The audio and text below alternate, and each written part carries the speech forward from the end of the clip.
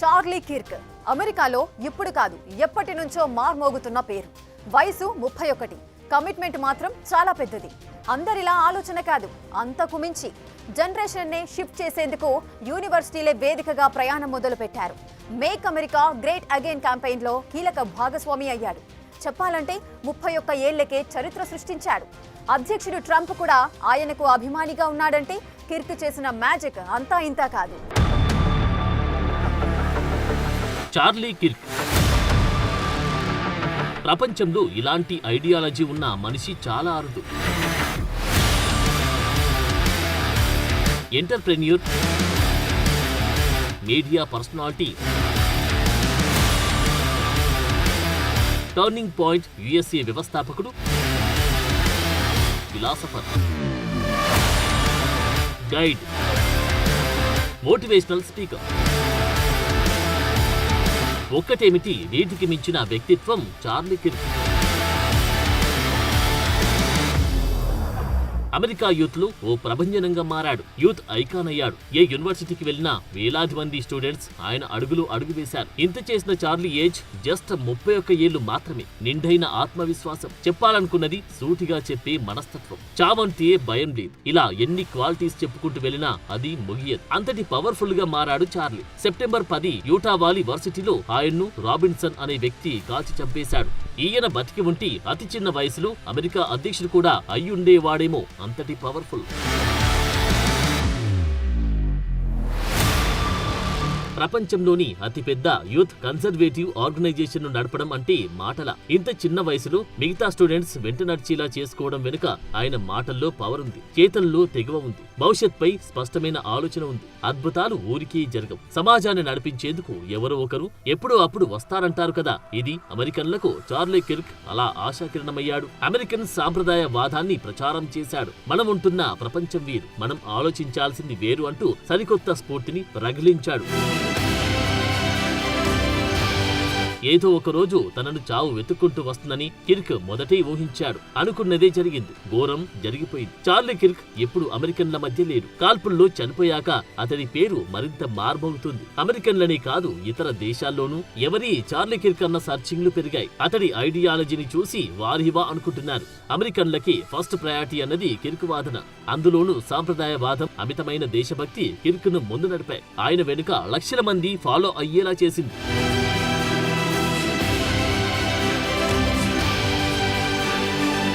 ప్రజలు మాట్లాడడం మానేసినప్పుడు హింస ప్రారంభమవుతుందన్నది చార్లీ కిర్క్ చెప్పిన చివరి మాట. అవును, ఇప్పుడు అతడి విషయంలోని ఈ మాట నిజమైంది. ఒక యూనివర్సిటీలో స్వేచ్ఛా ప్రపంచం, అమెరికా గ్రేట్ అన్న విషయాలపై మాట్లాడుతుంటే కాల్ చేస్తారా, ఎవరికైనా వ్యతిరేకంగా మాట్లాడితే చంపేస్తారా? కిర్క్ వ్యతిరేకులకు ఫేస్ టు ఫేస్ డిబేట్ కు వెళ్లే ధైర్యం లేదు. అందుకే దొంగచాటుగా కాల్చి చంపేశారు. Free markets, free speech, traditional American ఐడియాలే ఆయన అస్త్రాలు. డొనాల్డ్ ట్రంప్ కీలకంగా భావించిన make America great again campaign ను ముందుండి నడిపించింది చార్లీ కిర్కే. నిజానికి అధ్యక్ష ఎన్నికల్లో ట్రంప్ విజయంలో కీలక పాత్ర కిర్క్దే ఎక్కువగా ఉంది. అంతా తెరవెనుకే ఉన్నాడు. ఏ పదవి కోరుకోలేదు, తాను లీడర్ అని చెప్పుకోలేదు. Just simple living. కాకపోతే ఎక్కువ మందిని ప్రభావితం చేసే ఆయుధం అతడి దగ్గరే ఉంది. స్వయంగా ట్రంప్ కూడా కిర్క్ గురించి మాట్లాడడం, ఆయన్ను పొగడడం, చనిపోయాక తీవ్ర విచారం వ్యక్తం చేయడం, అమెరికా జాతీయ జెండాను అవనతం చేయాలని ఆదేశాలివ్వడం, ఇవన్నీ ఏమనుకున్నారు? చార్లీ కిర్క్ వేసిన చెరగని ముద్ర ఇది.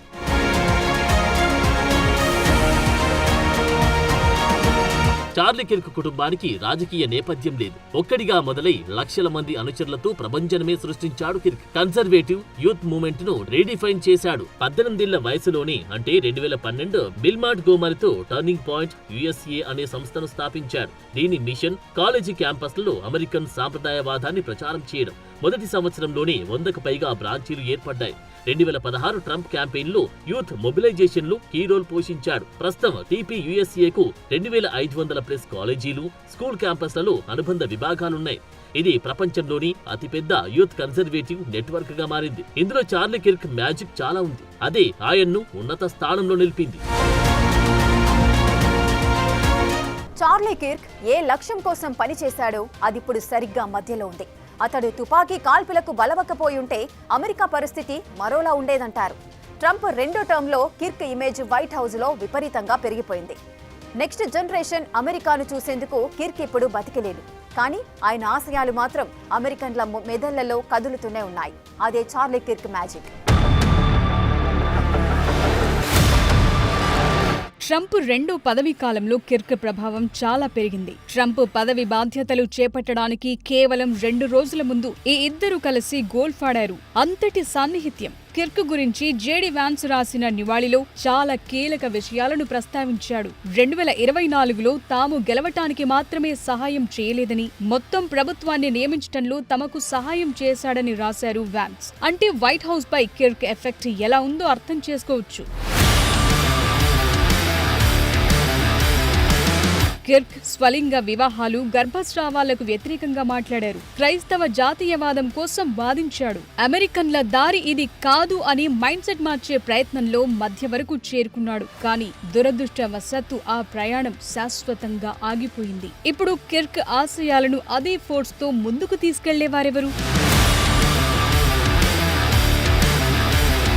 1993లో చికాగో శివారులో జన్మించిన కిర్క్ చిన్నతనం నుంచే యాక్టివ్. 18 ఏళ్ల వయసులోనే పత్రికలకు వ్యాసాలు రాశాడు. పాఠశాలల్లో జరుగుతోన్న వ్యవహారాలపై తన మనసులో ఉన్న విషయాలను పంచుకున్నాడు. కిర్క్ తండ్రి ఆర్కిటెక్ట్, తల్లి ఫినాన్షియల్ ట్రేడర్. కిర్క్ హైస్కూల్లో ఉన్నప్పుడు రొనాల్డ్ రీగన్ ఇన్ఫ్లుయెన్స్ తో కన్జర్వేటివ్ అయ్యాడు. స్టూడెంట్ గవర్నమెంట్ లో యాక్టివ్ అయ్యాడు. కాలేజ్ డిగ్రీలు waste of time and money అన్నాడు. అలాని ఊరుకోకుండా తన సక్సెస్ స్టోరీని బిల్డ్ చేశాడు.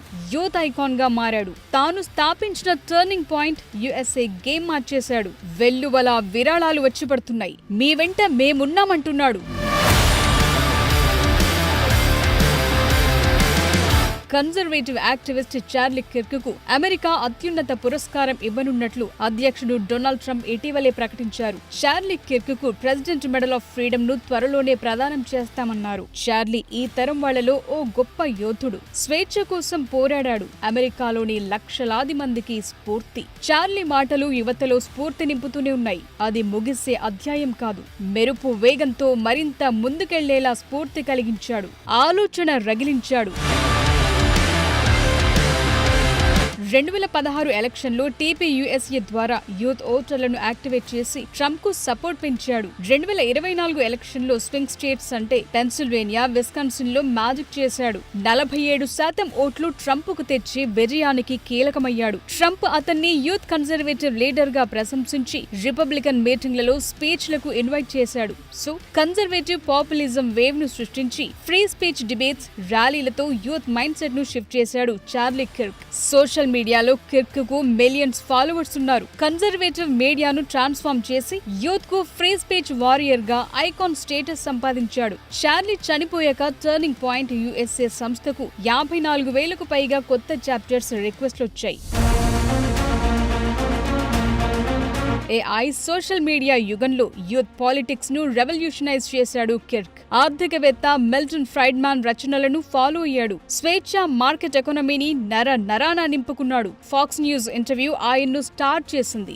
రిపబ్లికన్ ఉద్యమంలో యువ గొంతుగా అతన్ని నిలబెట్టింది. కిర్క్ అమెరికా మాజీ అధ్యక్షుడు రొనాల్డ్ రీగన్ నుంచి ప్రేరణ పొందాడు. చార్లీ కిర్క్ స్కూలింగ్ లో బేస్బాల్ అంటే ఇష్టపడేవాడు. ఆటలు అతడి పట్టుదలను స్నేహితులు గుర్తు చేసుకున్నారు. ఇది టర్నింగ్ పాయింట్. ఇది సంస్థ నడపటంలో కీలకంగా ఉపయోగపడింది. అంటే క్రమశిక్షణ, అవిశ్రాంతత, సవాల్ నుంచి వెనక్కు తగ్గటానికి ఇష్టపడకపోవటం ఆయన్ను మిగతా వారిలో కంటే భిన్నంగా నిలపగలిగాయి. కిర్క్ ఎప్పుడూ ఏ అధికార పదవికి పోటీ చేయలేదు. ప్రభుత్వ పదవి చేపట్టలేదు. వైట్ హౌస్ లో రెడ్ కార్పెట్ స్వాగతమున్నా తన బాధ్యతల నుంచి బయటకు రాలేదు. బతికి ఉంటే భవిష్యత్తులో ఖచ్చితంగా అమెరికా అధ్యక్షుడు మాత్రం అయ్యుండేవాడు అన్నది ట్రంప్ నుంచి మిగతా వారంతా చెప్తున్న మాట.